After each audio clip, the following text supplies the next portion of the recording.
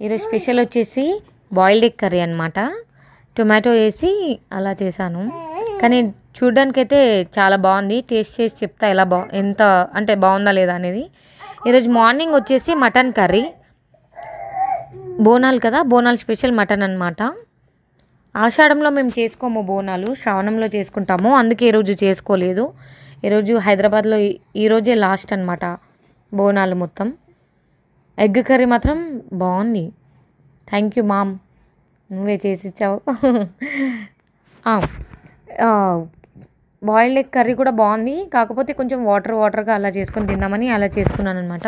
యాక్చువల్గా మీకు ఒక విషయం చెప్పాలండి. ఏంటంటే మొన్న ఒక రోజు నాకు చాలా స్టమక్ పెయిన్ వచ్చింది. ఓన్లీ 1 డే కాదు, ఒక 3 days నుండి నేను అబ్జర్వ్ చేస్తున్నా.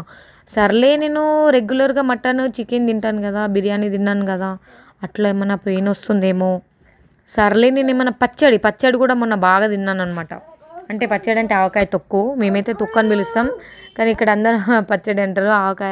ఆవకాయ పచ్చడి అది తిన్నందుకు కొంచెం కారం ఉంటుంది కదా, అట్లా అని చెప్పేసి పెయిన్ వచ్చిందేమో, లేకపోతే గ్రీన్ చిల్లీ తిన్నందుకు పెయిన్ వచ్చిందేమో అని ఏదేదో అనుకున్నాను నేను. కాకపోతే దానికోసమని కాదని నాకు అప్పుడు అర్థమైంది.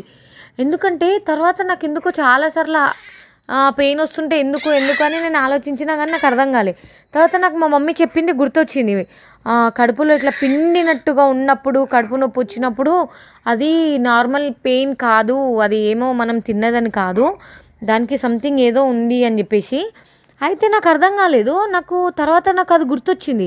తర్వాత నేను ఆలోచిస్తే అది నిజమే అనిపించింది. ఎందుకంటే ఇక వాళ్ళ పేర్లు ఎందుకులే కానీ, మా పక్కింటక్క ఒకరోజు మొన్న శారీ కట్టుకొని వెళ్ళినప్పుడు నన్ను అదోలా చూసిందనమాట. కిందికి మిద్దాక మొత్తం ఇట్లా చూసింది.